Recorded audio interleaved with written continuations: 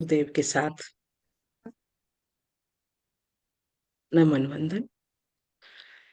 ओम भूर्भुवः स्वः तत्सवितुर्वरेण्यं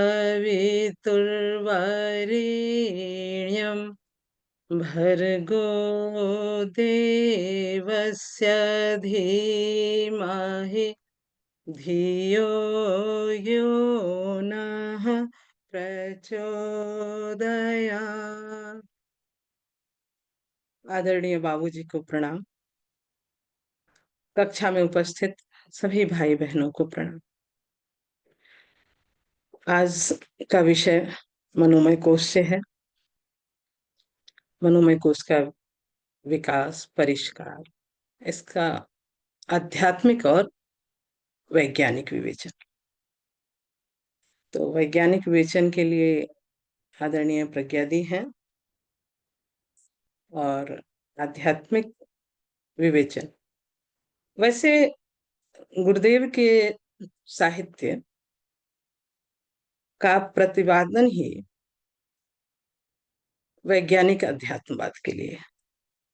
तो हम अगर अध्यात्म की भी बात करते हैं तो उसमें विज्ञान जरूर शामिल है। विज्ञान से यहाँ मतलब अगर अलग अलग कक्षा लेने का है, अलग अलग, तो इसलिए कि उस विधा में महारत हासिल है तो पर्टिकुलर उस संस्थान को बताया जाए। तो इसके लिए हमें इसकी जरूरत है, अन्यथा गुरुदेव के साहित्य विज्ञान सम्मत ही सारी साधनाएं। तो अब हम लोग अपने विषय वस्तु पे आते हैं।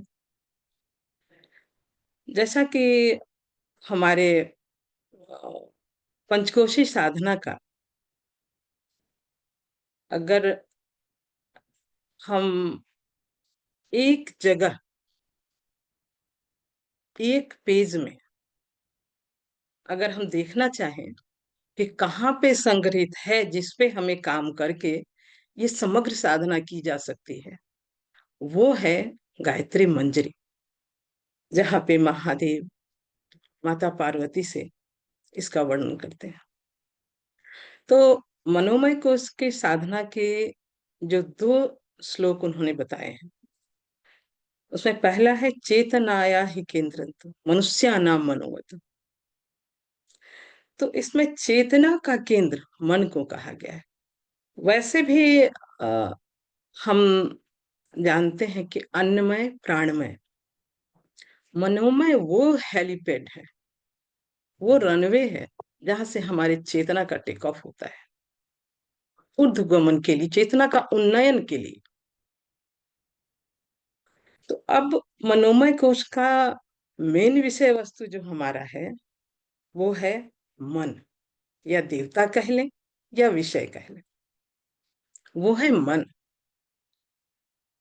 और मन के जो गुण हैं, स्वभाव कह लें, गुण कह लें, वो सबसे पहला मन का जो अगर हम ध्यान दें तो मन बहुत चंचल और वासना में। अब ये चंचलता और वासना में जो है, हमें अगर हम इसकी गति, मन की गति और चंचलता और वासना लिए अगर अधो मतलब अधो का मतलब ये नहीं कि निकृष्ट, मतलब वो बुद्धि के नियंत्रण में अगर नहीं हम मन को कर रहे हैं, तो ये जो चंचलता और वासना है वो हमें अनेक संकटों की तरफ ले जाती है। चंचल क्यों? क्योंकि ये वासना, वासना का मतलब है आनंद। आनंद के लिए जो चिपकाव होता है, वो चिपकाव अगर हम सांसारिक चीजें, कोई भी आनंद अगर खंड हो रहा है, अगर बाधित हो रही है, टूट रहा है, तो वो सत्य नहीं है, वो आनंद। और हम साधना या कोई भी कार्य करते हैं, उसका मोटो, हमारा विषय, हमारा लक्ष्य यही होता है कि आनंद की प्राप्ति हो। किस तरह से वो आनंद, धन संग्रह भी हो सकता है, वो आनंद इंद्रिय लोलुपता को पूरा करने का भी हो सकता है, वो आनंद कुछ भी हो सकता है, लेकिन हमें देखना ये है कि क्या ये अखंडित है, हमेशा एक तरह रहेगा। जैसा मन का स्वभाव है चंचल, इसमें चंचलता की बात, वो इस ये क्या करता है, मन भ्रमित करता है बुद्धि को, कैसे कल्पनाएं ऐसी ऐसी करता है, ऐसा वो उस कल्पना को पूरा करने के लिए शरीर दौड़ पड़ता है, हमारे सारे क्रियाकलाप उसकी तरफ दौड़ पड़ते हैं। तो इन कल्पनाओं को करने में अब क्या है कि चूंकि मन चंचल है, तो हम क्या करते हैं, ये मन क्या करता है कि अधूरी योजनाएं बनाता है। थोड़ा देर इसमें लगाया, मन भर गया, छोड़ दिया, दूसरा किया, दूसरे से मन भर गया, इस तरह से, मतलब एक तरह से क्रमबद्ध कुछ भी नहीं, सब अ, इसको हम कह सकते हैं कि सब टूटे फूटे रूप में, अस्त व्यस्त रूप में करते हैं, और इस तरह से बाद में लहूलुहान होके मन थकता है, जो कई विपत्तियों आपत्तियों का कारण बनता है। अब चंचल, जो ये चंचलता है, उसके कारण हम कोई भी कार्य सही ढंग से नहीं कर पाते। और आज के युग में, भौतिकवादी युग, बहुत कम लोग हैं जिनकी मनोदशा शुरू से आध्यात्मिक, जिनकी मनोवृत्ति शुरू से आध्यात्मिक, आध्यात्मिक इन द सेंस सिर्फ पूजा पाठ से नहीं है।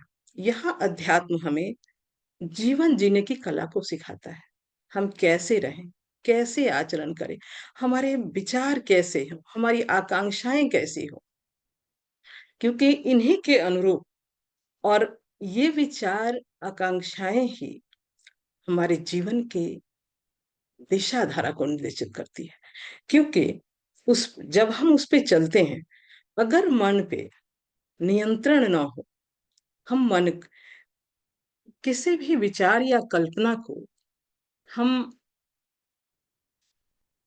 ये तो बुद्धि के ये पे देखते हैं, बुद्धि से देखते हैं कि क्या ये सही है, और किसी भी कल्पना को पूरा करने के लिए स्थितियां, परिस्थितियां, शारीरिक स्थिति, मन स्थिति, सब सहयोगी होते हैं।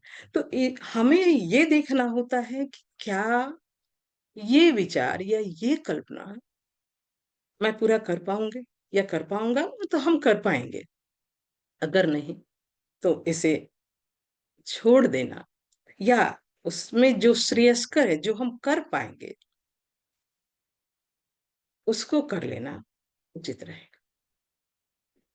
अब आज के भौतिकवादी युग में जो चल रही है, उसमें तीन ही चीजें प्रधान है, तीन चीजों पे ज्यादा हम ध्यान केंद्रित करते हैं। वो क्या है, मन को, आज मन जो हमारा है, जनरली कहते हैं ना कि मन पतन की ओर जाता है, तो जो इजीली, जिसमें हमें ज्यादा पुरुषार्थ न करना पड़े, उस रास्ते को हम जल्दी चुन लेते हैं। जैसे किसी भी क्षेत्र में सौंदर्य का हो गया, जैसे छुट्टल मन के बारे में कहा गया है, गुरुदेव ने लिखा है एक जगह इसमें कि छुट्टल और असंस्कृत, सुसज्जित, असुसज्जित, असुसंस्कृत जो मन है, उसके तीन मेन जो उसकी दिशा धारा होती है, तीन तरफ। क्या? इंद्रिय लोलुपता, या तो रसना के वशीभूत होते हैं हम, कि हमें ये अच्छा लगा इसको खाए, ये अच्छा नहीं लगा इसको खाए, ये छोड़ दिया इसको। दूसरा होता है इंद्रिय लोलुपता में काम वासना का, ये भी बहुत ही इजीली लोगों को ग्रसित कर लेता है। इसमें ही इंद्रिय लोलुपता में ही दोनों आते हैं। दूसरी बात है अहंकार की तृप्ति, अहंकार की पुष्टि। हम आज जो होड़ में लगे हैं, एक मनुष्य 10 शहरों में घर लेता है। क्यों लेता है? रहना तो एक जगह ही है। इसमें बहुत सारी चीजें हैं जो होड़ लगाते हैं हम अहंकार की पुष्टि के लिए। हमें लोग अच्छा कहें, हम ये कर लें। और इसमें जो हमारा तौलने का जो चीज है, एक जो चीज जिससे हम ये अच्छा है, हमारी अहंकार की पुष्टि हो, तो उसका हम एक निर्धारण करते हैं कि किस चीज से ऐसा हो। तो उसमें जो कहा गया है दर्पोदत्त प्रदर्शन, उसमें ज्यादातर यही आता है कि हम दिखाएं, हमारे पास ये हो, हमारे पास वो हो, चाहे उसकी आवश्यकता हो या नहीं। ये ताकि लोग हमें कहें कि हाँ, ये साधन संपन्न है। तो ये अहंकार की पुष्टि के लिए तीसरा जो अवगुण आता है धन संग्रह का। धन संग्रह खराब नहीं है। हमें आकस्मिक आपदाओं से निपटने के लिए धन की जरूरत होती है। शिक्षा, जो मतलब नेसेसिटी है हमारी, भोजन, कपड़ा और मकान, इन तीन चीजों के लिए इसकी आवश्यकता होती है। आकस्मिक एक्सीडेंटल कुछ बातें होती हैं, बीमार हो जाना कुछ, उसके लिए भी धन की आवश्यकता होती है।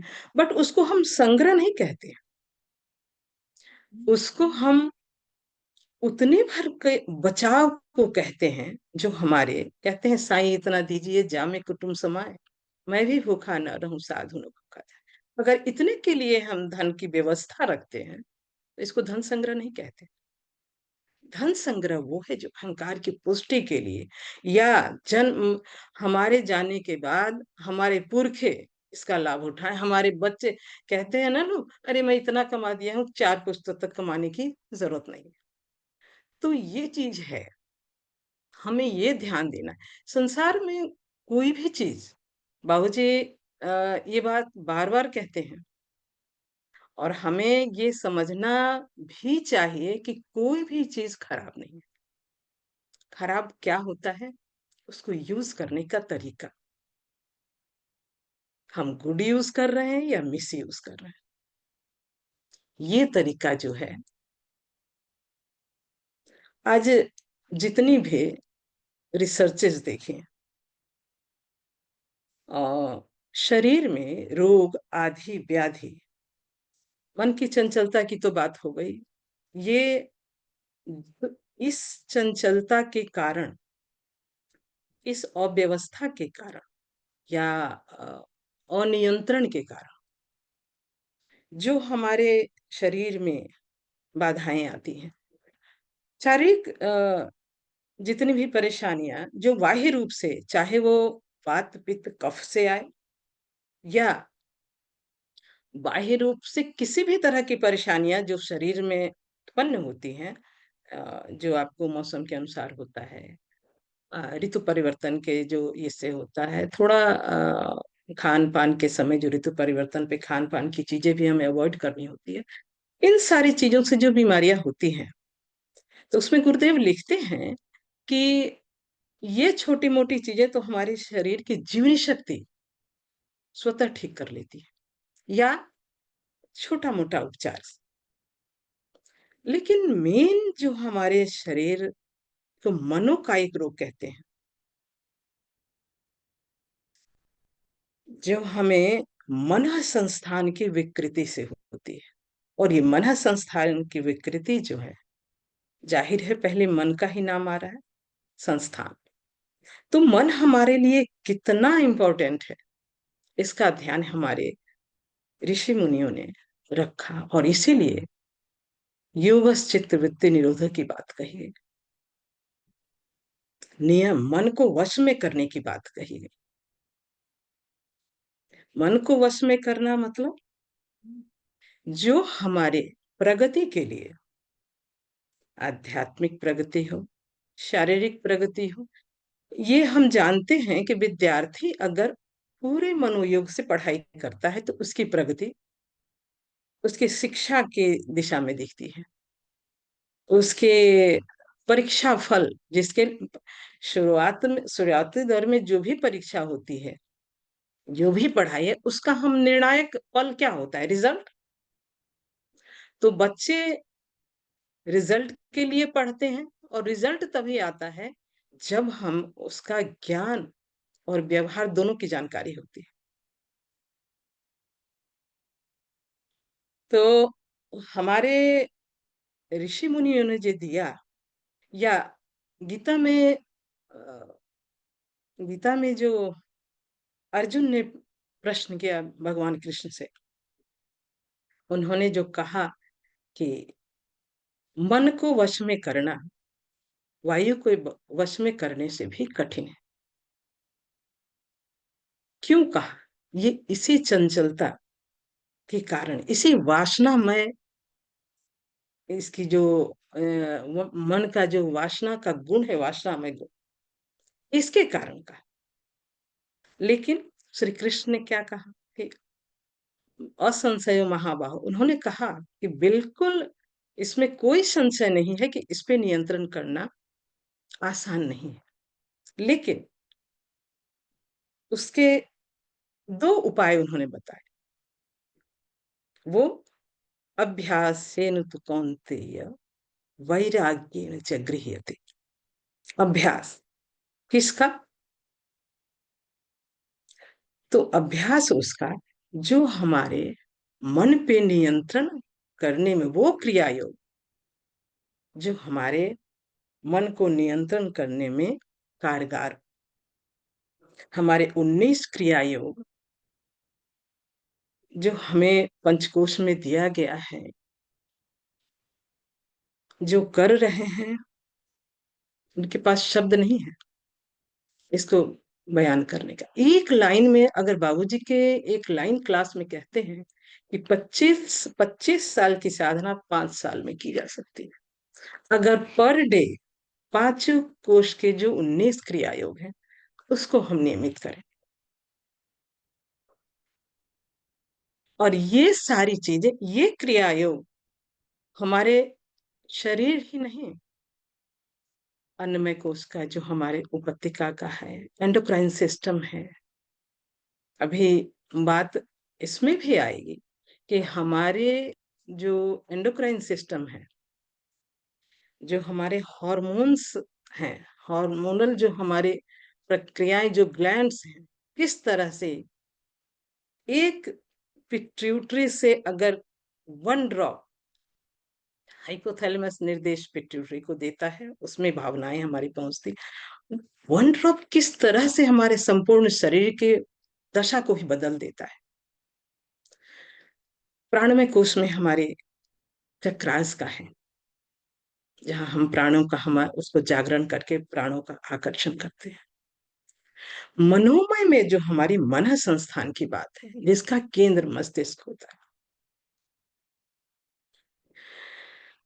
तो ये इसको नियंत्रण करने के लिए प्राणायाम से हम, अभी तक की जो 2 कोश की साधनाएं थी, क्रिया योग से, भाव तो उसमें भी है, मन को बिना ये किए न हम तपश्चर्या कर सकते हैं, न हम प्राणायाम में ही।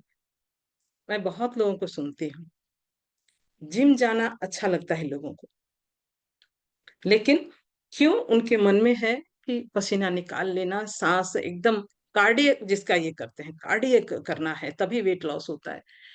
इन चीजों को मैं देखती हूँ, मैं अपने घर में देख रही हूँ। मेरे बच्चे खुद जिम ज्वाइन बहुत पहले किए थे, वो छोड़ दिए। क्यों? मैंने कहा कि वो भी करो, मॉर्निंग में इसको करके देखो। और मतलब विश्वास नहीं करेंगे, हार्मोनल डिसऑर्डर का जो मैंने देखा है बच्चों में परिवर्तन, वो 6 महीने के जिम से नहीं हुआ, और 15 दिन के प्रज्ञा योग, जबकि एडवांस अभी नहीं कर रहे लोग हमारे यहाँ, हमारी बच्चियां, लेकिन 15 दिन के प्रज्ञा योग को बढ़ाते बढ़ाते 15 दिन में 21 राउंड तक ले जाने में ही दोनों का ये दावा है कि हार्मोनल डिसबैलेंस जो है वो प्रज्ञा योग से ठीक होता है। तो ये बात अभ्यास के अंतर्गत हम कर रहे थे कि अभ्यासेन, अभ्यास किसका, अब वैराग्येन च गृह्यते, वैराग्य किसका। सबसे पहले व्यवहारिक जीवन में व्यवस्थित और संतुलित होना वैराग्य है। कैसे? हमारी जो पार्श्विक वृत्तियां या बहुत सारी चीजें हैं जिसके कारण आलस, प्रमाद या नेग्लिजेंसी वगैरह जो होता है, तो सबसे पहले तो हमें इससे निवृत्ति पाना है, इससे वैराग्य लेने। तो असंतुलन जो हमारे लाइफ में हो, हमारी जीवनचर्या, दिनचर्या, इस सब को सुधार लेना वैराग्य है। दूसरा, राग से निवृत्ति। राग कैसा? जो राग हमें पतन की ओर ले जाता हो, राग। राग किसी भी तरह के हो सकते हैं, लेकिन जनरली जो राग का हम ये करते हैं, सबसे पहले जो राग मोह जो हमारा है उस संबंधों से ज्यादा जो पावरफुल है वो संबंध। तो राग, यहाँ पे जो वैराग, राग से निवृत्ति को वैराग्य कहा गया है। अगर इसी राग को, ये भी हम सभी जानते हैं कि किसी भी चीज को, किसी भी विषय तत्व को विनष्ट नहीं किया जा सकता। उसको हम क्या करते हैं? दिशा देते हैं, उसको हम खत्म नहीं कर सकते। तो राग अगर यही उस परम सत्ता से हो, या अपने को इतना उपयोगी बनाने का हो जो खुद, परिवार, समाज, संसार के काम में आ जाए, ये राग, इससे अगर राग उत्पन्न हो तो इससे वैराग्य तो चाहिए ही नहीं। इसी के लिए सारी साधनाएं हैं।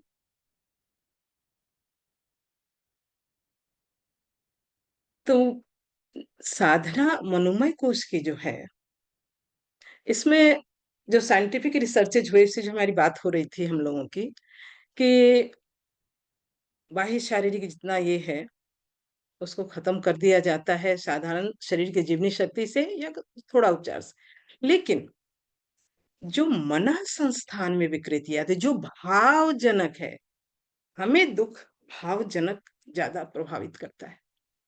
जैसे सिंपल सा उदाहरण बार बार इस क्लास में हम लोगों के सामने दिया जाता है कि बाबूजी भी कहते हैं कि हम लोग खाने बैठे हैं, सब कोई खाने के लिए बैठा है, ये खाना है, वो खाना है, खाने बैठे हैं, बहुत भूख लगी है, हमारे गट बैक्टीरिया का डिमांड है कि बहुत भूख लगी है, हमारा मन भी कह रहा है कि हमें खाना चाहिए, लेकिन उसी समय अगर कोई शोकजनक बात आ जाती है तो क्या होता है? बस जैसे ही मन को ये संदेश गया कि ऐसे हुआ, वहां के जीवाणु जैसे ही दुखी हुए, संपूर्ण शरीर के जीवाणु, सेल, उसी प्रतिक्रिया में गुरुदेव एक जगह लिखते हैं कि इसकी आत्मीयता, घनिष्ठता, मैत्री सेल की, बोलते हैं, बहुत अनूठी है। मतलब अगर दुख, और उस दुख की सूचना से सारा वो खत्म, फिर कोई जरूरत नहीं है, इवन भूख ही नहीं, कभी शरीर में कंपन, इवन कभी देखा गया है, हम लोग जानते भी हैं कि कई बार दुखद समाचार से हार्ट अटैक तक आ जाता है। लोगों की मृत्यु हो जाती है। तो ये जो भाव संस्थान है, इस यही हमारे मनोकायिक रोग के कारण है, जो हमारे बीमारियों को कम नहीं होने देते। विक्षिप्तता, माइग्रेन, आपको ये इवन मसल में स्टिफनेस, फिर कमर दर्द में भी ये भाव का बहुत स्थान है। इवन अनिद्रा, हमें अगर कोई टेंशन हो, कोई दुख हो, कोई परेशानी हो तो नींद नहीं आती। लोग सुनते हैं जिसके कारण धीरे धीरे इससे रिलेटेड लोग डायबिटीज को कहते हैं मीठा खाने से होता है। नहीं, ये जो कभी मीठा नहीं खाता, कभी खाना ज्यादा नहीं खाता, इवन वॉकिंग भी करता है, थोड़ा थोड़ा बहुत, योगाभ्यास को मैं नकारूंगी नहीं, ये बहुत बड़ा मतलब उपचार है, लेकिन थोड़ा बहुत जो करते हैं। लेकिन अगर उनके उनका मन प्रफुल्लित नहीं है, टेंशन फ्री नहीं है, तो डायबिटीज और बीपी का कारण यही है। इसको अगर सही कर लें तो कहते हैं लोग कि जीवन भर बीपी और डायबिटीज की दवा खानी पड़ती है, लेकिन ये गलत है। हमारे ग्रुप में ऐसे बहुत से साधक हैं, अनुभव शेयरिंग में मैंने सुना है कि अम, उन्होंने मेडिसिन छोड़ दी जब से पंचकोश ज्वाइन किया। पंचकोश ज्वाइन करने का मतलब ये नहीं है कि हम कक्षा में आके कक्षा बाबूजी की कक्षाएं या और भी सुन लेते हैं। उन्हीं का छूटा है, उन्हीं को फायदा हुआ है जो उन राह पे चले हैं, उनको जिन्होंने व्यवहार में उतारा है। बिना व्यवहार में उतारे इसीलिए ज्ञान को ज्ञानान मुक्ति कहा गया है। वो किस ज्ञान को? जो हम प्रैक्टिकल के साथ, क्योंकि ज्ञान तभी हमें जानकारी या ज्ञान पूर्ण रूप से अगर हम उसको जब तक व्यवहार में नहीं उतारते हैं वो किसी काम का नहीं, भारवाही है फिर। तो ये जो भाव संवेदनाओं की बात हो रही है, ये भाव का, ये हमारे मनोमय कोश का जो केंद्र है वो मस्तिष्क है। मन का मन का केंद्र मस्तिष्क, और हम जानते हैं कि मस्तिष्क हमारे शरीर का मुख्यालय है। वहीं से पूरी बॉडी को आदेश मिलता है, निर्देशन मिलता है। हमारे शरीर में जो भी अनुभूतियां होती हैं उसकी खबर मस्तिष्क को दी जाती है। देन मस्तिष्क उस पे निर्णय लेता है और संपूर्ण शरीर को आदेश देता है। और इसमें भाव के लिए बाबूजी का क्लास एनाटॉमी वाला आप लोग अगर ध्यान से देखे हैं तो उसमें भाव संस्थान जो हमारे मस्तिष्क दिमाग में आता है कि भाव संस्थान मस्तिष्क में कहाँ है भाव संस्थान। तो इसमें कई क्वेश्चन किया गया, उसमें ये भी कहा, बाबूजी ने जवाब दिया कि ये सारी चीजें लिम्बिक सिस्टम के जो पार्ट होते हैं। तो लिम्बिक सिस्टम के पार्ट जो हमारे यहाँ है वो क्या है? जो हमारे भाव को ये करता है, और उसको हाइपोथैलेमस, वो क्या करता है, उसका कनेक्शन पिट्यूटरी से है। और पिट्यूटरी हम जानते हैं कि हार्मोनल ग्लैंड है, वो हार्मोन को प्रभावित करने का सारे हार्मोन्स वो ही हाइपोथैलेमस के आदेश पे निकालता है। और वो हमारे बॉडी में स्थित सारे ग्लैंड को आदेश देता है कि इसी तरह का निकाला जाए। तो अगर ये करना है तो हमें भाव संस्थान को ऐसे खुराक देने हैं जिससे वो संस्थान हमारा अडिग रहे। अडिग इन द सेंस जल्दी उस प्रवाह में न बहे जो शरीर को, मन को दुखी या पतन की ओर ले जाता। और इसमें मेडिकल साइंस के लिए मेडिसिन, मैं नहीं कह सकती कि अभी कितनी रिसर्चेज हुई हैं, लेकिन हमारे ऋषि मुनियों के जो रिसर्चेस हैं, इन मन संस्थान के या भाव संस्थान के लिए आध्यात्मिक साधना पद्धति काम आती है। और इन साधना पद्धतियों का वर्णन ही हमारे मनोमय कोश में की गई है, जो हमारे इन भाव संस्थान को, इन मन संस्थान को सही दिशा में ले जा सके। अगर हमारा मन संस्थान सही है तो हमारे व्यक्तित्व का, हमारे चरित्र का एक प्रभावशाली प्रभावशाली मतलब जो आध्यात्मिक रूप से जो चमक, एक जो एक व्यक्तित्व का जो मानक ये होता है कि हाँ, ये व्यक्तित्व चमकदार है, शानदार है। तो इन भाव संस्थान के, इन मन संस्थान के परिष्कृत हुए बिना हो ही नहीं सकता। ना हम स्वस्थ रह सकते हैं। स्वस्थ नहीं है तो मन कहाँ से स्वस्थ आएगा? अगर हम थोड़ी दिन के लिए बीमार पड़ते हैं तो हमें स्वाध्याय में मन नहीं लगता। ये हम सब ने देखा होगा। मान लिया पेट में दर्द है, किताब लेके आप बैठ गए, अरे मेरा तो स्वाध्याय का टाइम, पढ़ नहीं पाएंगे आप। अगर आप पढ़ भी रहे हैं तो समझ नहीं पाएंगे, क्योंकि सारा मन जो है यहाँ पे लगा हुआ है, पेट पे। तो इन्हीं के लिए मनोमय में चार, 33 हो गया भैया। प्रज्ञा दी आ गई हैं?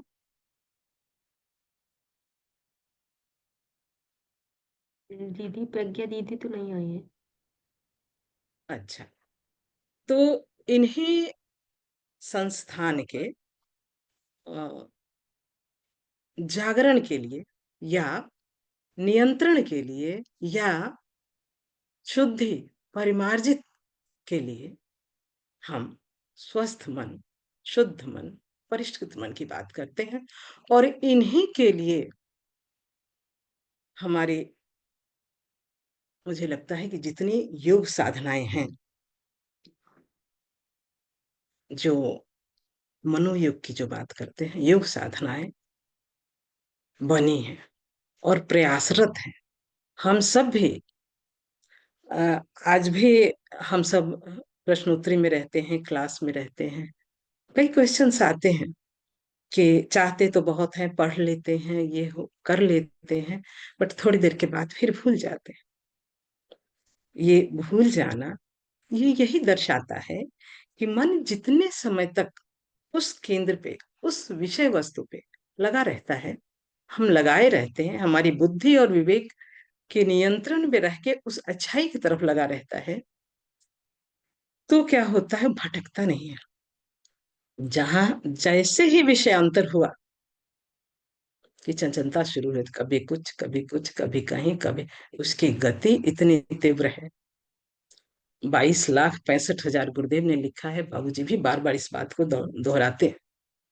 तो अगर इसकी गति इतनी तेज है, तो जाहिर है कि हम जहां पे एकाग्र करने के लिए मन को लगा रखे थे, स्वाध्याय, सत्संग, चिंतन, मनन, इससे लगाए रखे थे, वो उससे हटते ही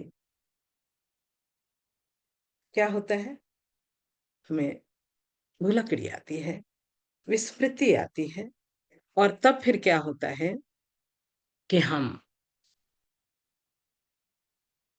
ये सोच के दुखी होते हैं कि मैं ऐसे, मेरे साथ ऐसा क्यों हो रहा है।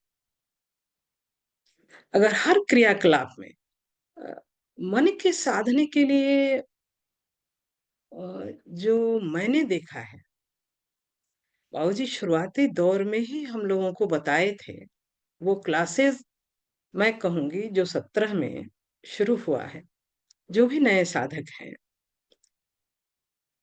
जो अभी जुड़े हैं, जिनके लिए साधना पे दिशा निर्देशन, मार्गदर्शन की जरूरत है, तो 17 के जितने भी वीडियोस हैं, उसको 1.5 घंटे के वीडियोस होते हैं। अगर दिन में हम 1.5 घंटा स्वाध्याय के बाद कभी भी खाना पीना सारे कार्य करके, आप ड्यूटी करके आए, जब भी 1.5 घंटे सिर्फ उसको मनोरंजन के लिए बना ले। मनोरंजन इन द सेंस, हम मनोरंजन दूसरे माध्यमों में ढूंढते हैं, अगर वो सार्थक है तो ठीक है,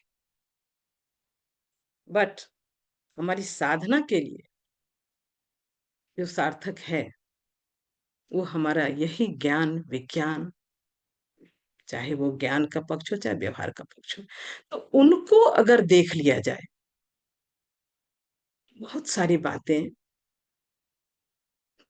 पढ़ने में जितना आप नहीं समझ पाएंगे उन वीडियोस को देख के समझ लेंगे। बहुत सारी बातें क्लियर होंगी। और उसमें बाबूजी एक मन को लगाने का एक जो चिंतन मनन की बात, जो जुगाली की बात कहते थे, वो उसको मैंने अपने लाइफ में देखा कि एक एक चीज को अगर हम हर एक क्रियाकलाप कर रहे हैं जो करना है, और ऐसा नहीं है कि हमारा ध्यान अगर उधर जुड़ा है तो ये काम खराब होता है, नहीं, क्योंकि ये अनायास होता रहता है, वो काम भी आपका अच्छा होगा। क्योंकि वहां होता क्या है, हमारा मन बहुत शांत होता है, किसी भी घाव पर रिएक्शन नहीं होता, थकावट नहीं होती काम में, उकताहट नहीं होती काम में। क्योंकि काम में थकावट उकताहट तभी होती है जब हमारा मन नहीं लगता है। तो उसमें दो चीजें बाबूजी बताते थे। मात्री मात्री मुझे एक बात बताई थी कि भगवान का काम समझ के कीजिए। मैं इसको बार बार क्लास में कहती हूँ।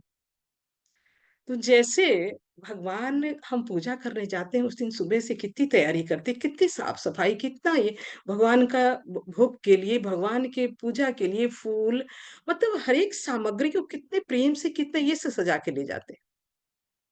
तो अगर हम, मान लिया मैं होम मेकर हूँ, तो घर के काम में, हमारे हर एक क्रियाकलाप में अगर सुंदरता, और वो यही ईश्वर की बात कि हम भगवान को, भगवान की पूजा कर रहे हैं या उनके लिए कर रहे हैं, तो वहां वो उद्विग्नता खत्म, थकावट खत्म, वो चीजें हो जाती हैं। तो बहुत सारी चीजें हैं मन को ये करने के लिए जो हमारे पास, हम भैया, अमन भैया, हाँ कर देंगे, लास्ट में कर देंगे भैया, तो वीडियो का। तो ये चीजें जो हमारे यहाँ बताया है हमारे ऋषि मुनियों ने, और जिस चीज को पूज्य गुरुदेव ने जो हम सबके सामने रखा, हम लोग जानते हैं कि इतने सालों से हम लोग गायत्री परिवार के हैं, इतने गायत्री साधना कई सालों से मंत्र जप ध्यान कर रहे हैं। जप और ध्यान तो सभी कर रहे हैं और सभी धर्मों में किया जाता है, सभी कर रहे हैं। लेकिन इसका वैज्ञानिक पक्ष गुरुदेव ने लिखा है, हमें समझ में नहीं आता था, इसको समझाया है बाबूजी ने हम लोगों को, किस तरह से इसको लाइफ में उतार। लेकिन दुख की बात अब ये है, मैं अपने को उससे अलग नहीं करती इस दुख की बात में, क्योंकि अक्षरशः पालन अगर हम नहीं कर रहे हैं तो गुरुदेव की साधना, ऋषि मुनियों की साधना, बाबूजी का प्रयास, कहीं ना कहीं हम निरर्थक कर रहे हैं। इस वेदना को समझने की जरूरत है। तो ये बात मनोमय कोश की साधना पे बात चल रही थी। इसके लिए चार टूल जो हमारे दिए गए हैं, क्या है?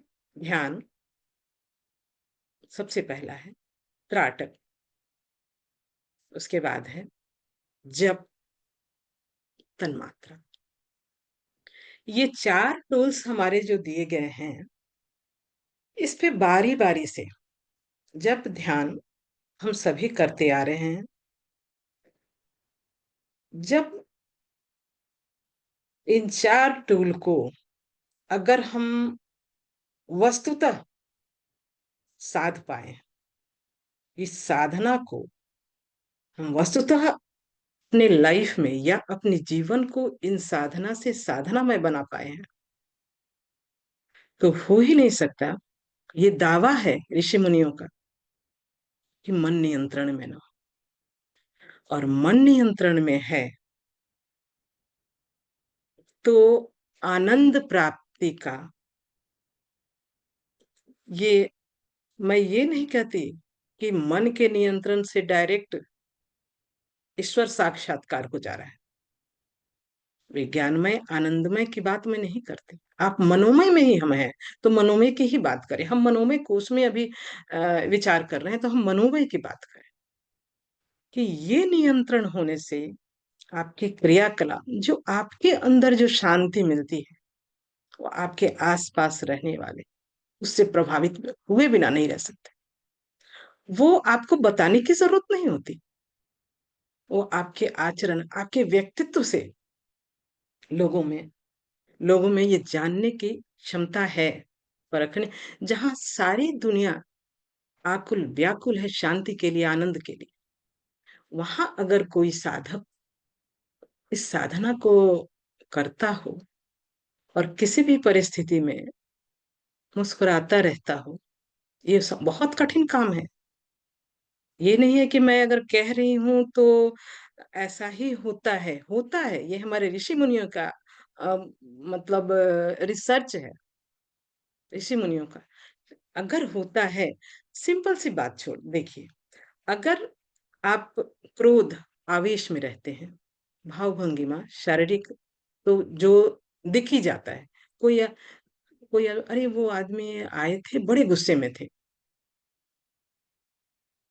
क्योंकि वो परिलक्षित होता है।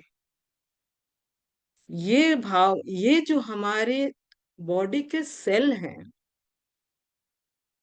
ये अगर हमारे मस्तिष्क के जीवाणु जो सेल हैं, जिसको न्यूरॉन्स वगैरह कहते हैं, अगर ये सेल मुस्कुराते हैं, तो देखिए आंखों में चमक, यहाँ की सिकन खत्म।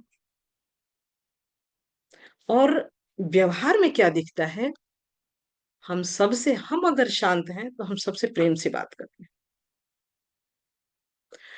जो गुरुदेव के साहित्य हैं, मन स्थिति बदले तो परिस्थिति बदले, या जैसी दृष्टि वैसी सृष्टि, ये इसी को परिलक्षित करता है। हम अगर शांत हैं, हम अगर ईमानदार हैं, मुझे सारी दुनिया ईमानदार दिखेगी। बाबूजी कहते हैं कि जो भी हम किसी के बारे में, जो गायत्री के 10 शुल्क के गायत्री महाविज्ञान में जो दिया गया है, उसका पहला ही जो है छिद्रान्वेषण, तो उसमें बड़ी बात, इसको कई हमारे जो कहते हैं, जो एक बिना पढ़े लिखे भी कबीरदास जैसे लोग, जो पूरे सृष्टि के लिए और पूरे मानव के जीवन के लिए दिशा धारा दे दी है। तो उन सब में एक कहावत है कि अगर एक उंगली किसी की ओर उठती है, तो ये 5 उंगली हमारी तरफ है, 4 उंगली।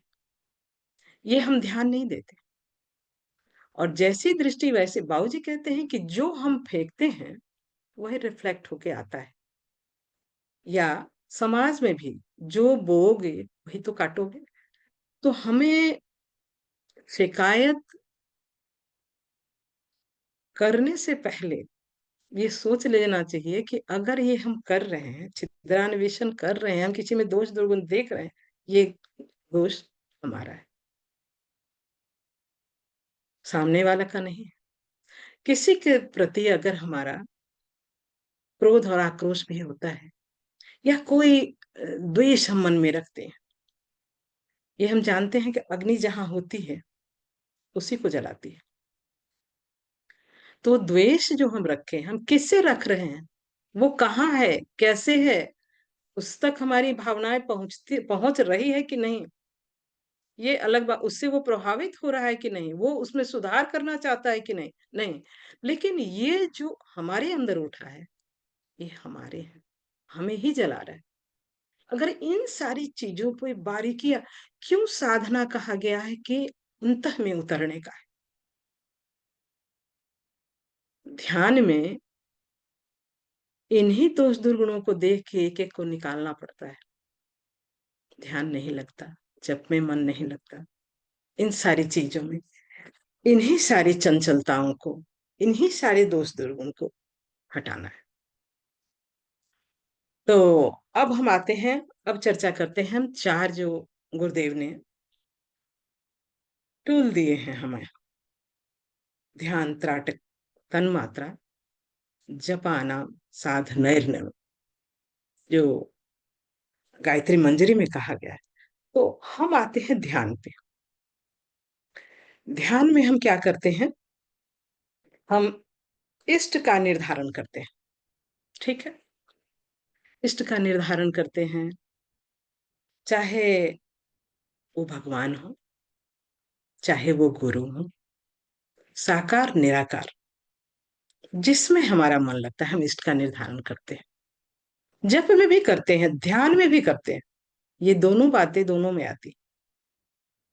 तो इष्ट का तो जो पहले ध्यान की प्रक्रिया पे आते हैं, तो जो हम इष्ट का निर्धारण करते हैं, तो तब क्या करते हैं कि हम पूजा स्थली पे, जहां हम ध्यान करने बैठते हैं, बाद में तो हम कहीं भी चलते फिरते कहीं भी ध्यान हो सकता है, काम करते भी ध्यान होता है।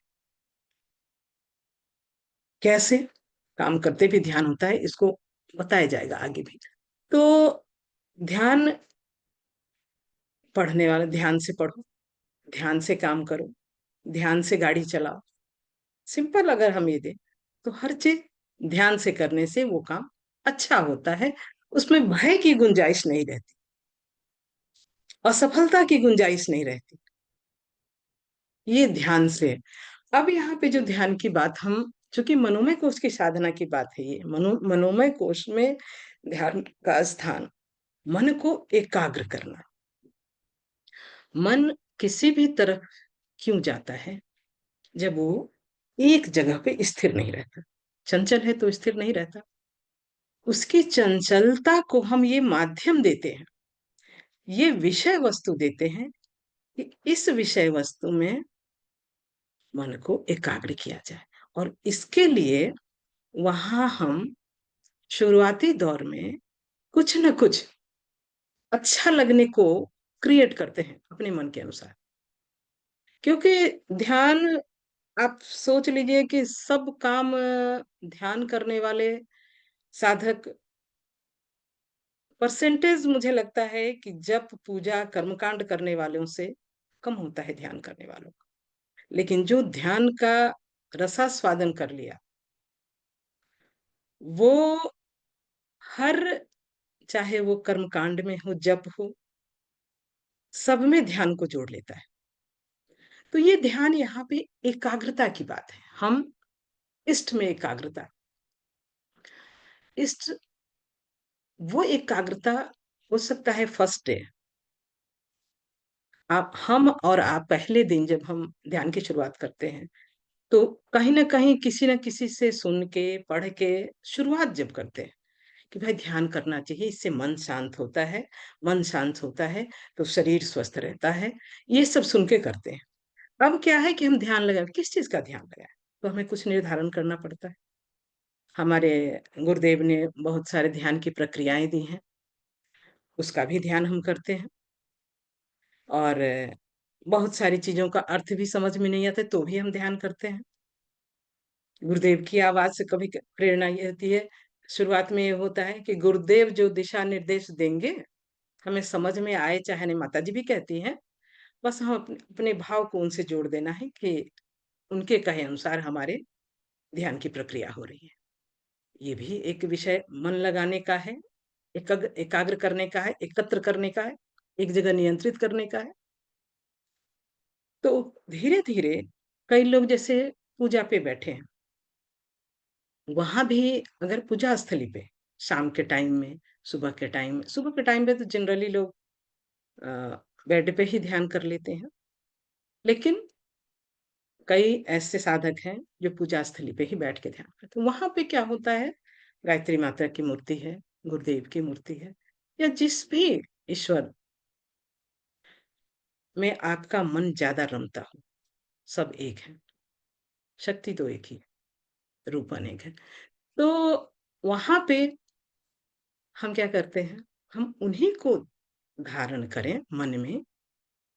कभी कभी जैसे त्राटक में होता है, ये भी चलता है, जैसे हम ध्यान कर रहे हैं, फोटो देखे, उनकी एक एक अंग अवयव को ध्यान से देख के, और मन आंख बंद करते हैं, उस उस चीज को देखने की कोशिश करते हैं।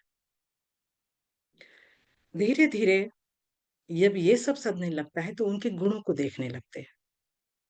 जैसे गायत्री मंत्र के जप में होता है। ये जप की क्लास में जप में हम चर्चा करेंगे। तो धीरे-धीरे उनके गुणों को हम देखने लगते हैं और जब गुणों पे विचार करने लगते हैं, तो जितनी ही मात्रा में कमोबेश रूप में हमारे में भी इष्ट का गुण आने लगता है। तो ध्यान से प्रयास बहुत करना पड़ता है पहले और प्रयास में कई अब जब रस्सी पत्थर पे निशान पड़ जाते हैं रस्सी के, तो ये तो मतलब चेतन युक्त है, शरीर है, मन है, तो इस पे तो पड़ता ही है। तो ध्यान की हो गई। त्राटक, अब दूसरा साधन बताए कि ध्यान में भी अगर मन का ये नहीं होता तो त्राटक की बात की गई है। त्राटक में क्या है? त्राटक में भी एक तरह से ध्यान को त्राटक कह सकते हैं, त्राटक को ध्यान कह सकते हैं। लेकिन त्राटक में एक चीज़ है जो वेधक दृष्टि, जो मुझे लगता है पिछली कक्षा में चर्चा हुई थी एक तांत्रिक पे। अंतर त्राटक भी होता है, बाह्य त्राटक में क्या होता है, जो हम मन की शक्ति को आँख के माध्यम से पूरे एकाग्र करके अगर सामने वाले पर हम प्रतिस्थापित करते हैं। जैसे आपको ये हिप्नोटिज़्म वगैरह है, इन सारी चीज़ों के लिए त्राटक की साधना बहुत करनी पड़ती है। तो त्राटक भी मन को एकाग्र ही करता है, क्योंकि जब तक एकाग्रता नहीं, इसमें बहुत अच्छा एक चीज़ एक शीशा का गुरुदेव उसको आतिशी शीशा लिखते हैं, जिसको 2 इंच के ये में सूर्य की रोशनी को ये करके हम अग्नि प्रज्वलित, हमारे भैया हम लोगों को जब पढ़ाते थे, तो मुझे याद है हम लोगों को वो इतना छोटा गोला-सा होता था हाथ में से पकड़ने वाला, उससे अगरबत्ती जला के हम लोगों को दिखाते थे। उस समय ये बात समझ में नहीं आती थी। लेकिन आज जब त्राटक को देखती हूँ, पढ़ती हूँ, तो मुझे वो सीन याद आता है और मुझे बाह्य त्राटक से ज़्यादा अंतः त्राटक में मन लगता है और अंतः त्राटक में भी मैं सूर्य की रोशनी को एक सफ़ेद प्रकाश का ही ध्यान करती हूँ मैं। सूर्याती दौर में कुछ देर बालकनी में बाहर जाती थी, देख के थोड़ी देर रुक के अंदर उसको देखने की कोशिश करती थी। फिर नया सब, चाहे रात हो, दिन हो, कभी भी ये त्राटक मैं कहीं भी कर सकती हूँ, उसमें कोई परेशानी नहीं होती है। तो त्राटक हो गया।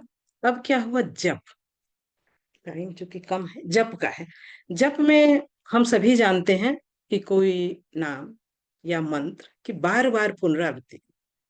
लेकिन एक चीज़ मैं यहाँ क्लियर करूँगी जप में। जप के क्लासेस हो चुके हैं, हम सभी जानते हैं।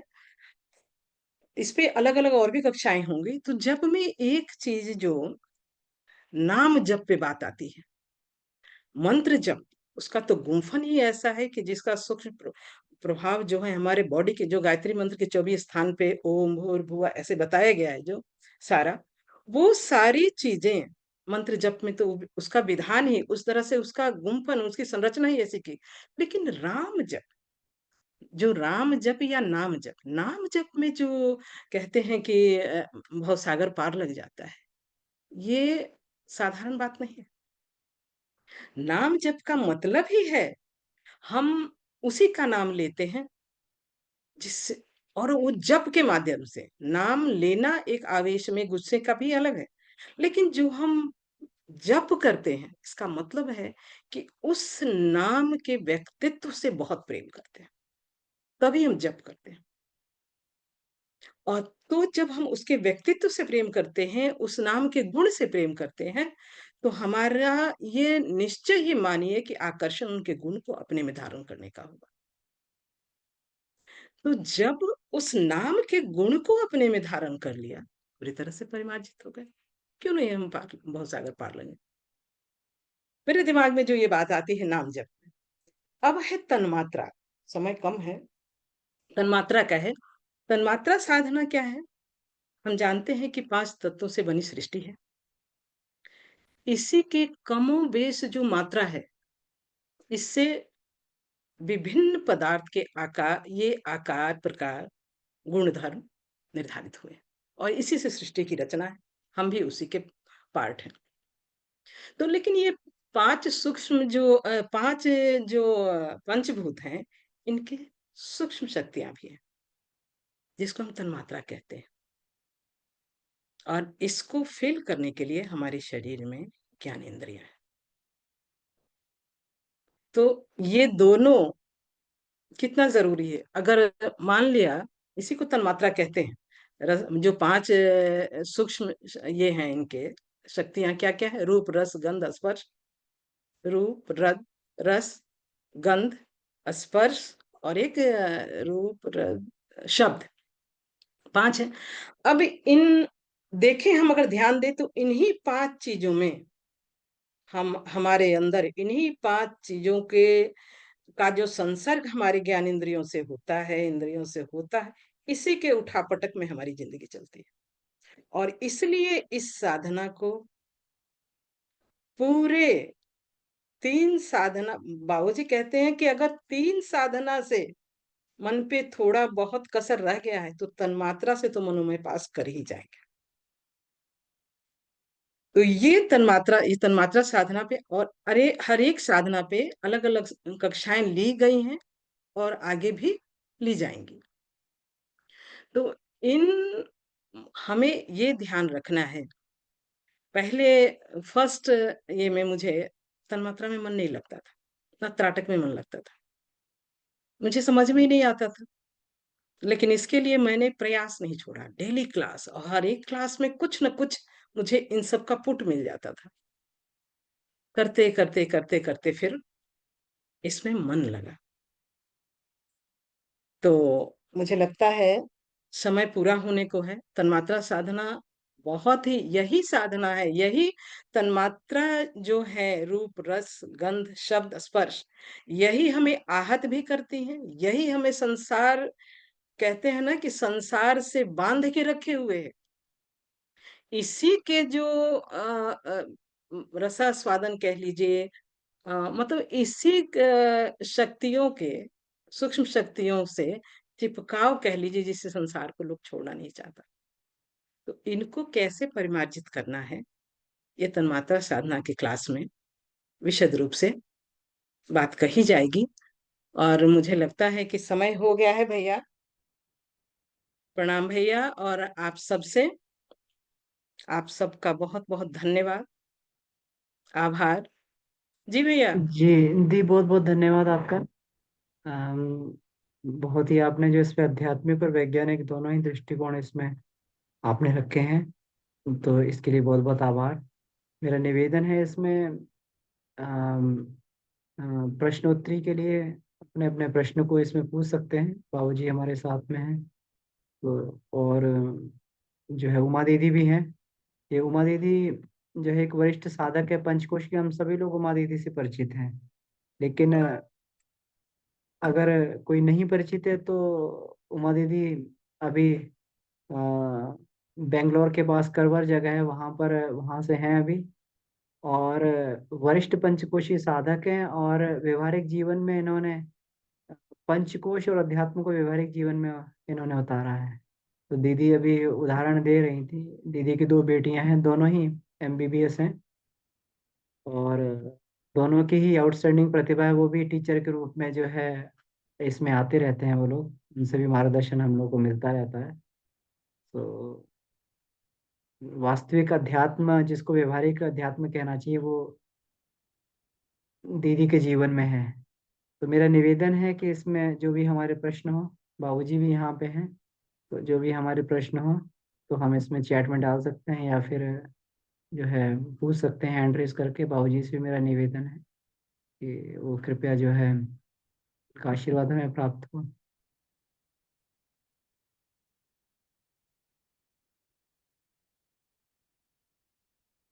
जी बाबूजी प्रणाम। जी प्रणाम आनंद जी। देखो प्रणाम। ये सभी साधक लोगों को प्रणाम, और प्रश्नोत्तरी रखे जा सकते हैं। मनोमय जी कोश से जुड़ा कोई भी प्रश्न हो, यह जो उसके क्रिया बताई गई क्रियाएं मनोमय कोश शुद्ध करने का जो उपाय है, जप है, ध्यान है, त्राटक है, तन्मात्रा साधना हुआ, तो इनमें से कहीं दिक्कत आती हो या बढ़िया से क्लियर ना हो तो पूछा जा सकता है।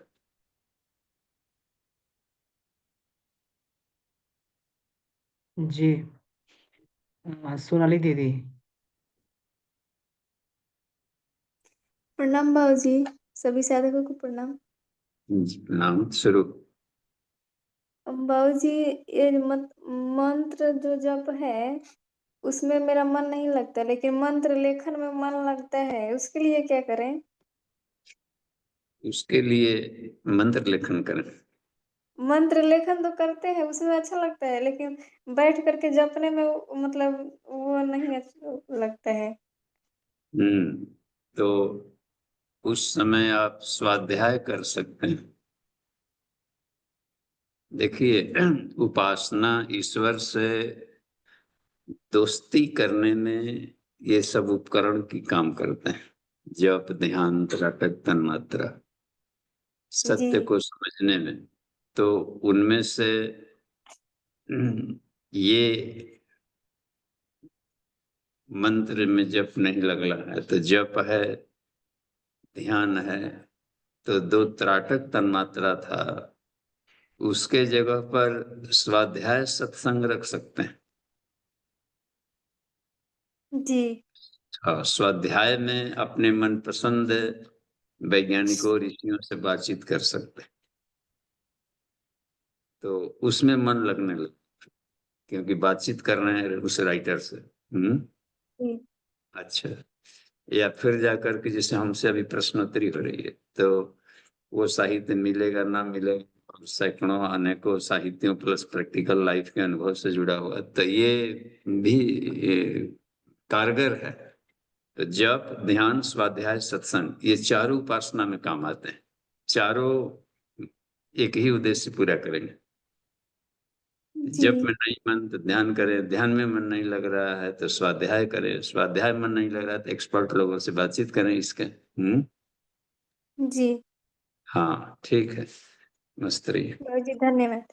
अच्छा, बाबूजी इसमें एक और मेरा सोनाली दीदी से ही थोड़ी सी मेरा ये था कि इनका जप में मन क्यों नहीं लगता है। सोनाली दीदी।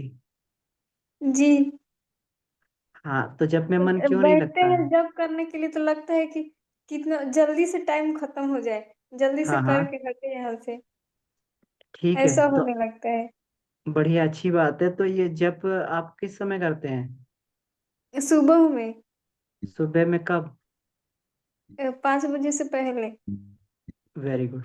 तो ठीक है, ये 5 बजे से पहले आप करते हैं। देखिए, कोई भी इसमें देखिए बाबूजी ने बहुत ही सुंदर इसका ये किया है। तो मंत्र लेखन विज्ञान है, लेकिन जब विज्ञान में क्या है, कोई जब भी विज्ञान है तो इसमें कहाँ पे दिक्कत आ रही है उसका भी समाधान हमें खोजना चाहिए कि ध्यान में बैठ के कहाँ पे। क्योंकि शब्द विज्ञान का फायदा आपको मंत्र लेखन से, श्रद्धा विज्ञान से आपको बहुत फायदा मिल जाएगा। शब्द विज्ञान का लाभ उठाने के लिए जब को जो है उस समय मुख में उच्चारण करते समय उतनी स्पीड से उसको करना पड़ता है, तो इससे इलेक्ट्रोमैग्नेटिक वाइब्रेशंस पैदा होती हैं अंदर, है ना। जी तो जब इलेक्ट्रोमैग्नेटिक वाइब्रेशंस अंदर पैदा होती हैं तो ये जो है विद्युत चुंबकीय शक्ति भूचुंबकीय धाराओं से मिलके और वो अनुदानों को खींचने लगती है। तो पहले तो हमें ये मालूम होना चाहिए कि जप का विज्ञान क्या है। तो हम लोग जब ये जप करते हैं, अभी जप वाले उस क्लास में चर्चा भी करेंगे, तो आप ये सोचिए मन नहीं लग रहा तो कोई बात नहीं है ना। मन को जी जाने दीजिए। आप श्रद्धा बना के रखिए कि मेरे अंदर से जो वाइब्रेशंस पैदा हो रही हैं उतनी फ्रीक्वेंसी से वो ब्रह्मांड में जा रही हैं और मेरे अंदर शक्ति को बढ़ा रही हैं। जी मन का स्वभाव है, जो आप काम लगातार करेंगे मन उसमें करने लगेगा, है ना। तो जी आप लगातार एक ही समय में और एक ही उसमें अगर आप बैठ रहे हैं तो धीरे धीरे मन अभ्यस्त हो जाता है, उसमें कोई बहुत बड़ी दिक्कत वाली बात नहीं होती है। तो इसके विज्ञान को भी हमें समझना है कि विज्ञान इसका क्या है, इसका सिग्निफिकेंस क्या है। क्योंकि जो ये शब्द विज्ञान है, जो हमने 24 वो उसका शब्दों का चित्र देखा गायत्री महाविज्ञान भाग 1 में, बाबूजी उसको बताते हैं। तो उसको देखें, और उससे देखें कि कौन कौन सा शब्द कहाँ कहाँ पे है और कौन कौन सी शक्तियां पैदा कर रहा है। तो ये सब विज्ञान जानने से आपकी श्रद्धा हो जाएगी इसमें। मन नहीं भी लग रहा है तो कुछ दिन बाद लगने लगेगा, कोई इसमें समस्या नहीं आती मन में बहुत बड़ी बड़ी। और फिर इतना रस भी आने लगेगा, आप बैठे रहेंगे आपको पता भी नहीं लगेगा समय कहाँ निकल गया। जी। जी। तो मंत्र लेखन करें, थोड़ा थोड़ा अभ्यास मुझे लग रहा है जैसे ध्यानात्मक उसमें प्रैक्टिकल में जाने का करना ही चाहिए। 5-1 मिनट आप इसकी भी प्रैक्टिस करने का प्रयास करें। जी।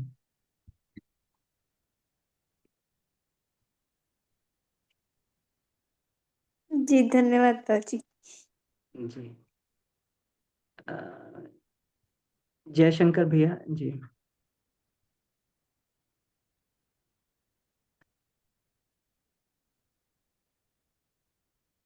हाँ, प्रणाम जी।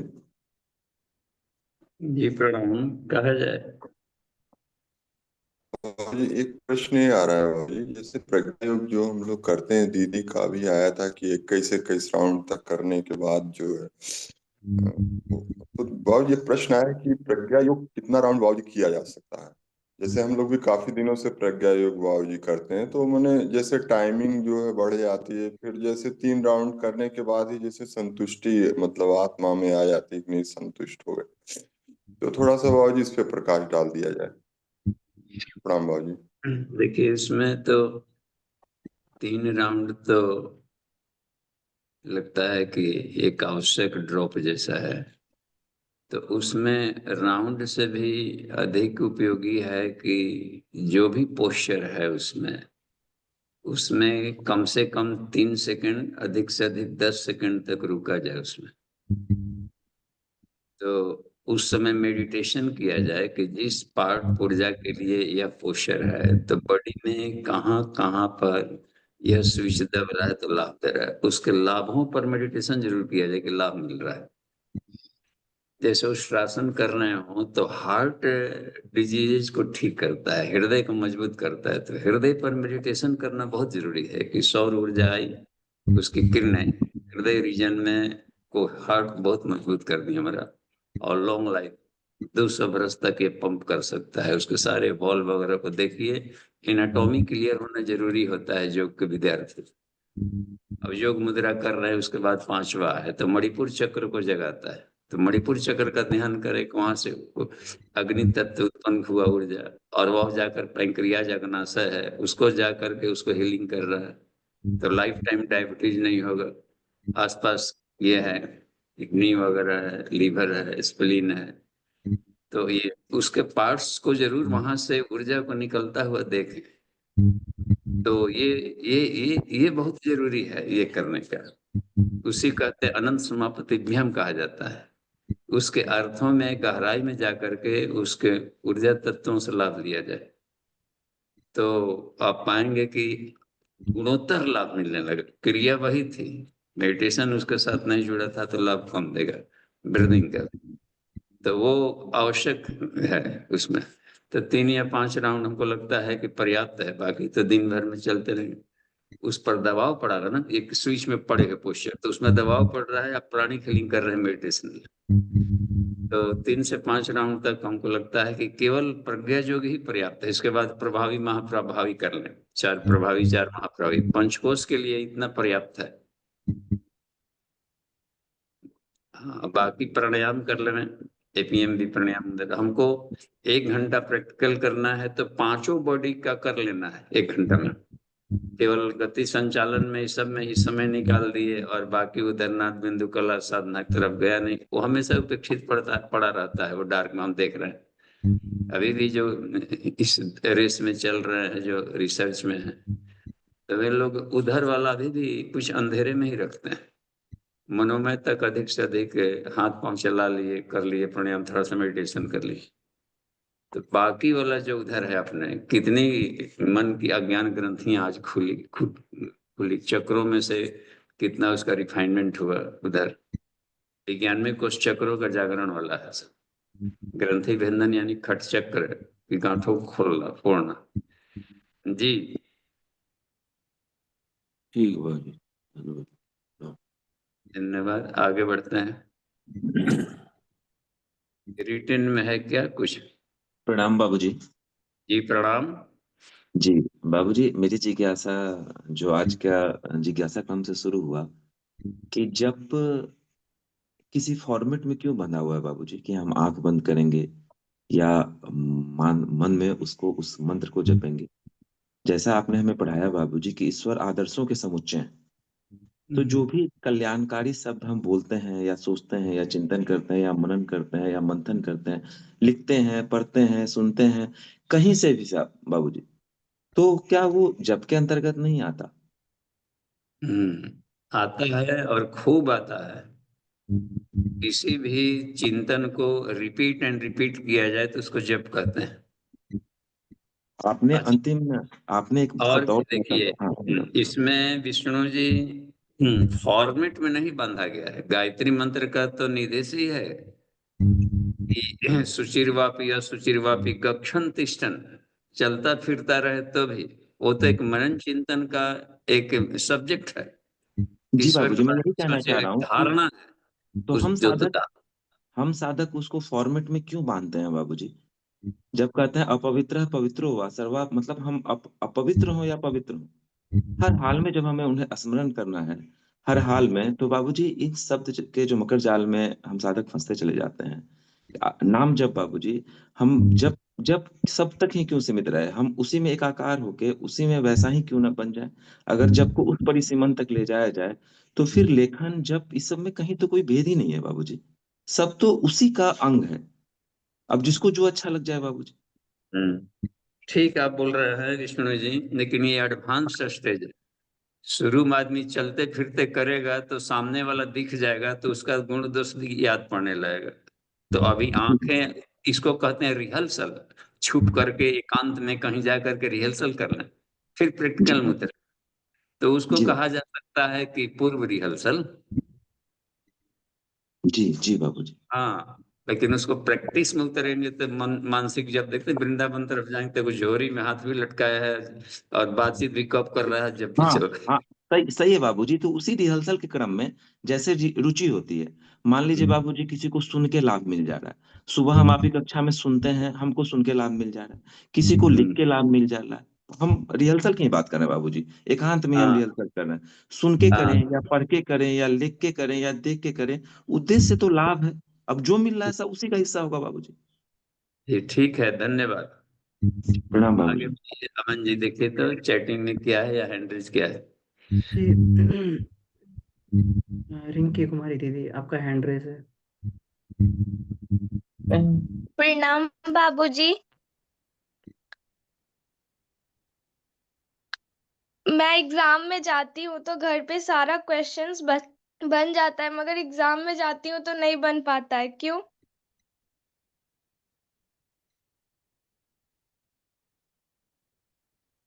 बाबूजी आप म्यूट हो गए। जी, इसका क्यों ये ऐसा सोचते हैं कि शुरू में जिसे मान ली कोई चीज आपने पढ़ा तो वो हार्ड डिस्क में नहीं गया है, ब्रेन में सेव होता है ना। एक टेम्पोररी सेव होना, एक होता है परमानेंट सेव होना। तो ब्रेन में दो पार्ट है, एक होता है जो लिम्बिक सिस्टम का पार्ट है, कान के सीधे में है, सुनने पड़े दिमाग में गया है फ्रंटल लोब से नीचे।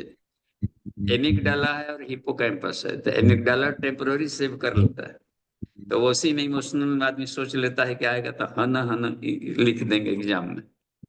और वहां गए तो चूंकि वो परमानेंट सेव नहीं हुआ था, तो वो धीरे धीरे उड़ जाता है, उड़ने लगता है, विस्मृति आती है। तो हिपोकैम्पस में वो हार्ड डिस्क है, उसमें जन्म जन्मांतरों के भी फाइल पीडीएफ में करके रखे हुए हैं। पूरी की पूरी लाइब्रेरी एक एक न्यूरॉन्स में बंद हो जाती है, इतना वहां पर काफी स्पेस है बस। तो वो, उसको वहां पर पहुंचाने के लिए क्या किया जाए कि जो भी आपने पढ़ा तो उसको 10-20 बार लिखिए। रफ खूब करना होता है, लिखना पड़ता है, ताकि लिखेंगे। एग्जाम मान लीजिए अपने ही के, अपने ही एग्जाम दे रहे हैं घर ही में, तो उसको रफ पर लिखिए तो लगेगा कि 25% लिख पाए। तो दूसरी बार फिर देखिए कौन कौन छूट गया था, ओ तो दूसरी बार लिखेंगे तो 45% के करीब लिखा जाएगा। फिर देखिएगा अरे अब कौन सा छूट गया था इसमें जो नहीं याद पड़ा, तो ऐसे 4-5 बार में रिटर्न करने से करीब करीब वो बातें आ जाती है। तो अब तो आ गया कि रिटर्न करने में इतनी बातें आ गई, फिर भी हार्ड डिस्क में नहीं जाएगा। अब है कि जाने की तैयारी कर लिया है वक्त, तब क्या करें कि इस बात को अपने फ्रेंड सर्किल में बांटें, शेयर करें। जब शेयर करने लगेंगे तो उसकी गति तेज जाती है और उसकी जड़ें पहुंच जाती हैं वहां, तो फिर उस फाइल में परमानेंट सेव हो जाएगा। अब आपको घर पर देखे या न देखे, एक बार का पढ़ा हुआ आपको याद रखेगा, काफी दिनों तक याद रहेगा। ठीक है, धन्यवाद, आगे बढ़िए। धन्यवाद बाबूजी। प्रणाम, आगे बढ़ते हैं। जी नितिन जी देखिए। बाबूजी, इसमें अनीता दीदी का प्रश्न है। प्रणाम बाबूजी, क्या मंत्र जब बैठकर ही करना चाहिए या चलते फिरते भी कर सकते हैं? हाँ, गायत्री महाविज्ञान का आदेश है कि हर अवस्था में करें, और गीता का भी आदेश है, हे अर्जुन सर्वेषु कालेषु माम स्मर, हर काल में मुझे स्मरण कर। तो प्रश्न का उत्तर मिल गया। जी सुनीता दीदी का है।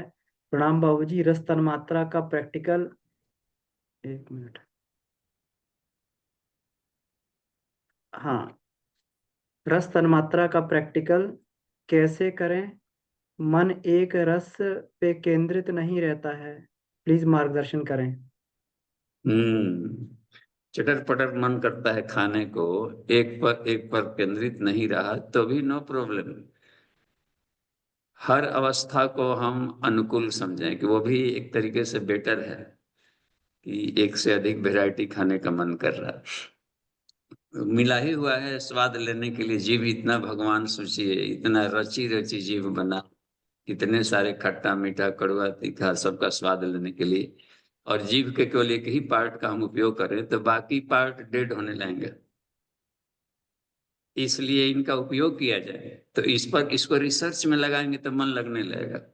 अब जैसे मान लीजिए कोई चीज खाए और स्वाद में खट्टा लगा, तो खट्टा लगा तो पता लगावें कि खट्टा लगने का मतलब है कि इसमें वायु तत्व की मात्रा अधिक है।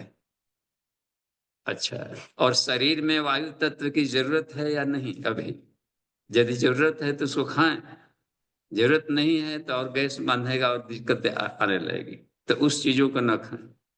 तो ये है तन्मात्राओं का प्रयोग, उद्देश्य यही पूरा कर लेता है कि जो बेनिफिशियल है शरीर के लिए उसको खाएं, हितभुक, ओवर डाइट न करें। और इसके बाद है कि सीजनल चीज लेंगे तो औषधीय होता है, हर चीजों में, हर तत्व में, हर भोजन में कुछ मेडिसिनल गुण होते हैं, तो उसके आधार पर अपने आप को हेल्दी रखने का उद्देश्य है।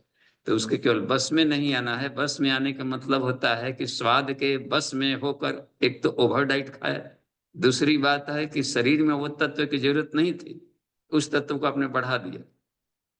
मीठा से स्वाद है, डायबिटीज हुआ है, मीठा फिर खाया जा रहा है, तो इसका मतलब है कि अपने आप की हत्या, सेल्फ सुसाइड कर रहा है। तो मनन चिंतन से ये बातें आ जाती हैं, तो तन्मात्रा का उद्देश्य पूरा हो जाता है। तो हम स्वादिष्ट खाएं, स्वास्थ्यवर्धक खाएं, क्योंकि अस्वाद तो किया ही नहीं जा सकता, हर तत्व में स्वाद होता ही होता है। अस्वाद का अर्थ यहाँ पर यह है कि उसको आर्टिफिशियल मिक्सिंग करके कुछ हानिकारक तत्व न जोड़ दें जीव को अनुकूलता के लिए।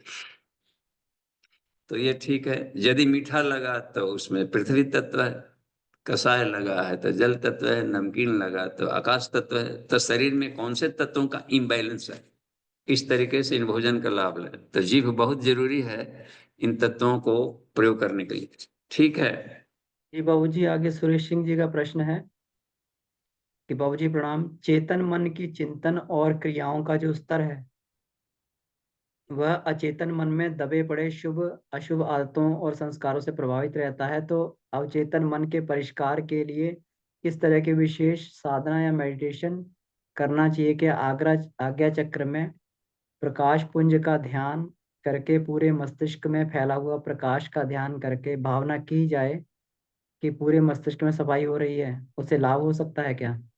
जी, हो सकता है, हो जी सकता है, पूरा हो सकता है, और होना ही होगा। और दूसरी बात है कि अपने मेडिटेशन में यह देखा जाए कि हमारे अवचेतन मन में मुख्यतः 3 है, शरीर मन आत्मा से जुड़ी हुई वासना तृष्णा हंता के कितने पार्टिकल अभी भी हैं जो हमको परेशान कर रहे हैं। ये सोचना बहुत जरूरी है। उसके रूट को हम हटा रहे हैं एक एक करके। इस मेडिटेशन से जो त्रिकुटी में कर रहे हैं आप प्रकाश का ध्यान, और वहां पर ओम से किरणें जा रही है, तो उसको गला रही है और उसके जगह पर एक पॉजिटिवनेस आ रही है। यदि नहीं भाग रहा है तो उसका रूपांतरण कर दीजिए। लोभ नहीं भाग रहा है तो उसको आत्मिकी से लोभ जोड़ना है, तो भागा भी नहीं, वहीं से वही करवट बदल लिया ये। और कोई चीजें हैं भीतर परेशान करती रहती थी दिमाग में और नहीं निकल रही है, उसको परमानेंट क्लीन करना है। तो उसमें उसको क्या किया जाए कि एक्सेप्ट कर लिया जाए। एक्सेप्टेंस से लिक्विड फॉर्म में आ जाता है। हम उसको स्वीकार नहीं करते हैं, दबा देते हैं, तो फिर जाकर को वेग से उसी में अपना प्रभाव दिखाते रहता है और अंतर्द्वंद की स्थिति में ढेर सारे रूप पैदा करेगा। तो उसको हम लोग एक्सेप्ट कर लें, और एक्सेप्ट करने का मतलब है कि गुणा गुण से वर्तनता इति मतलब न सजते। उन परिस्थितियों में, उस अवस्था में मन ऐसा सोचता ही सोचता है, ये मन का स्वभाव, और मैं मन नहीं हूं। तो इस अवस्था में अब है कि उसको उसके अबोधपन अनमेच्योर्ड माइंड को साक्षी भाव से देखेंगे तो आ जाएगा। अब विकसित मन है कि उसका उपयोग कर लिया तो अपने भीतर में जो ग्लानि की मात्रा थी वो वेपोराइज हो जाएगी। ठीक है, इस पर चर्चाएं होगी शोध में। आमने सामने बहुत जरूरी है। सत्रों में कभी आने का प्रयास करें और उसमें लाभ लें। जी जी बाबूजी, वीरेंद्र प्रसाद यादव जी का प्रश्न है। बाबूजी प्रणाम। देखा जाता है कि लंबे समय तक व्यक्ति जप कर रहे हैं लेकिन जीवन में कोई परिवर्तन नहीं दिखा है, कृपया प्रकाश डाला जाए। जी, साफ जाहिर है कि जप कर रहे हैं तो एक तो होता है कि यदि स्वाध्याय नहीं किया जाए जप के साथ। देखिए, दीक्षा लेते समय 3 कसम खाई गई थी, उस कसम का पालन नहीं हो रहा है। पहला कसम था कि 15 मिनट का जप और सविता का ध्यान ये नियमित करेंगे। ये निभ जा रहा है, ये प्रायः सभी साधकों से निभ जाता है। 15 मिनट क्या, वो 15 माला तक करने लगते हैं कुछ लोग डेली। अच्छा, लेकिन दूसरा वाला पक्ष है वो जरूर कहीं न कहीं पर गायब हो रहा है। वह है पूज्य गुरुदेव के विचारों से अपने आप को जोड़े रखने के लिए नियमित स्वाध्याय करेंगे, उस ऋषि चिंतन के साथ अपने चिंतन को जोड़ने का अभ्यास करें, तो स्वाध्याय पक्ष जरूर छूट रहा है और जितना होना चाहिए उतना नहीं हो पा रहा है। यदि हम स्वाध्याय करते हैं प्रतिदिन, जप से पहले स्वाध्याय होना चाहिए और जो पढ़ा गया है उसी के बारे में सोचा जाए मेडिटेशन के क्रम में, जप ध्यान में, कि उसमें मैं कहाँ हूं, कैसे होता है, तो मन को गति मिलेगी या उन अक्षरों की गहराई मिलेगी। गायत्री स्मृति को भी पढ़ा जाए तो एक एक अक्षर की काफी गहराई है।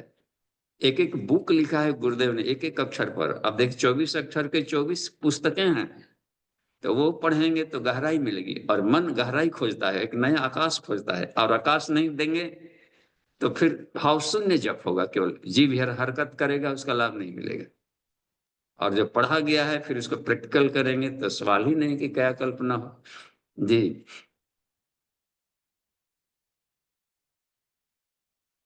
जी बाबूजी। ठीक, हाँ चलिए, अभी 6 चैट मिनट में। है, इसमें से कहीं और हो सकता है तो बातचीत करिए। एक और है क्या जिसमें एक मिथिलेश कुमार जी का कहीं से दिख रहा है। हाँ, मिथिलेश कुमार जी का बाबूजी ये है, वो 2017 के वीडियो को शेयर करने के लिए बोल रहे हैं। तो आप 2017 बता वाले दीजिए कि वीडियो। लिंक। जी जी, हाँ तो चैनल का लिंक पोस्ट कर देंगे तो उसमें सारे वीडियो मिल जाएंगे। हाँ, जी। हम्म। एक लाइब्रेरी उसको बनाना जरूरी है, नितिन जी से भी हेल्प लेंगे तो वो मिल जाएगा। लाइब्रेरी बने और उसका एक डिक्शनरी टाइप का हो कि इस सब्जेक्ट को दबाया जाए तो उससे जुड़े हुए सब आ जाए। जी बाबूजी। जी हाँ, वैसा कहीं ना कहीं आप लोग साइंटिस्ट हैं और सब एमटेक हैं, ढूंढ लेंगे। जी जी बाबूजी। आगे हाँ देखिए। हाँ, जयशंकर मिश्रा जी का पुनः हैंड रेज है जी। हाँ, आइए सामने। हाँ, प्रणाम बाबू जी। जी प्रणाम। बाबू जी, आप अभी चर्चा के क्रम में एक बात कहे थे कि बाबू जी जैसे कोई चीज आपको परेशान करती है लंबे समय तक, तो उसको बाबू जी थोड़ा सा जो उत्तर आपका था उसको थोड़ा और खोल दें बाबू जी, बड़ी सहूलियत मिलेगी। हाँ, कोई भी चीजें जो परेशान कर रही है तो वो अनमेच्योर्ड माइंड को परेशान करती है। और मैं मन नहीं हूं, हमेशा सोचना चाहिए कि मन मेरा सेवक है, एक स्टाफ है जो कि अभ्यस्त नहीं है इस तरीके के बातों को सहने का या फिर सॉल्यूशन करने का, सॉल्व करने का। यदि वो बात को सॉल्व कर दिया जाए, परेशान इसलिए कर रही है कि तुम भागो मत, जी मत चुराओ, इसको सॉल्व करो। कहाँ तक भागते चलेंगे संसार में, ऐसे प्रश्न में और भी बम्बार्डिंग करेंगे। तो मेडिटेशन के समय या बैठते समय मन भागता है तो उसको पॉजिटिव माने हम लोग, उसको निगेटिव, संसार में निगेटिव है ही नहीं। एक तो अपने डिक्शनरी से निगेटिव शब्द हटा दें, नो शब्द नहीं है। तो अब है इसमें चूंकि हर जगह ईश्वर है, ईश्वर सर्वव्यापी है और वो कल्याणकारी है, तो साफ जाहिर है कि अकल्याण कहीं नहीं है। अब रह गया कि उसको हमने उसको एक्सेप्ट करने, उसको सोल्यूशन और उसके साथ खेलने का तरीका नहीं मालूम है। कोई वैसा गुरु नहीं मिला, शिक्षक, जो बता सके कि इसको, इसका एंजॉय कैसे लिया जाए। तो उन परिस्थितियों में देखा जाए कि जो वो बात आती याद पड़ रही है, तो वो उसमें हर व्यक्ति अपने ढंग से ही हमें रिएक्ट करेगा। हर कोई के अपना खान पान, रहन सहन, दुनिया अपना आइडोस्फीयर होता है, विचारों की दुनिया, यानी वो अपने ब्रह्मांड में टहलते रहता है। जितने व्यक्ति चल रहे हैं उतना ब्रह्मांड टहल रहा है, अपनी अपनी दुनिया को लेकर खोपड़ी में सब घूम रहे हैं। एक ही परिस्थितियों में अलग रिएक्ट करें। तो उनका रिएक्शन ऐसा था, तो वो मरीज अपना बिहेवियर किया, हम क्यों उससे अपसेट। हमें तो फायदा मिल गया कि उनके बारे में परिचय मिल गया बिना कहे। तो दार्शनिक आदमी रिएक्ट नहीं करता है, उठो चलो उठो। हाँ, उसको केवल देख करके लाभ लेता है। तो ठीक है, अब है कि हम उसको किस तरीके से न्यूट्रलाइज करें। तो न्यूट्रलाइज करने के लिए तन्मात्रा साधना है, उसके विपरीत वितर्क बाद नहीं, प्रतिपक्ष भावना, ठीक उसका उल्टा वाला गियर फेंका जाए तो उसको न्यूट्रलाइज कर देता है। विकर्षित है तो प्रेम की भावना, आकर्षित अच्छा है। कोई भी व्यक्ति यदि मान ली कितना हो अटपट व्यवहार कर दिया, तो उसके व्यवहार पक्ष को बिल्कुल गौण कर दें, उसके भीतर वाला लेयर में देखें। ऐसा इसलिए कर रहा है कि इसके कंप्यूटर में खराबी है, इसका रिफाइनमेंट नहीं किया, ऐसे माहौल में कहीं नहीं रहा, इसलिए ऐसा इसका उपयोग नहीं जानता। लेकिन मूलतः पर्दे के पीछे उसके भीतर जो बैठा हुआ है वही हमारा इष्ट तो है, परमात्मा है, आत्मा के भीतर में भी बैठा है। तो उसके अन्य चीजों को छोड़ दें, काट फाट झाड़ झकाट छोड़ करके, या बस गुदड़ी में से एक लाल लेकर निकल चले। हमें तो लाल देखनी है सिर्फ। तो गुदड़ियां रहेगी, कुछ रहेगा, विकार में ब्रह्म को देखो। आदमी का बिहेवियर को विकार मान लो, तो उसमें ब्रह्म भीतर पड़ा है, अहम ब्रह्म के साधक है। तो तत्सवितुर वर्णीयम, मानी कहीं भी जाएं अब सविता को वर्ण करें। तो थोड़ी सी गहराई इसीलिए त्राटक किया जाता है कि उसके पार वाले से हमको मतलब है, इससे नहीं मतलब है। उबड़ खाबड़ रास्ते मिलते ही हैं अनाप शनाप उसके भीतर जाने के लिए। ठीक है मिश्रा जी, प्रयास करते रहें, बातचीत करते रहें।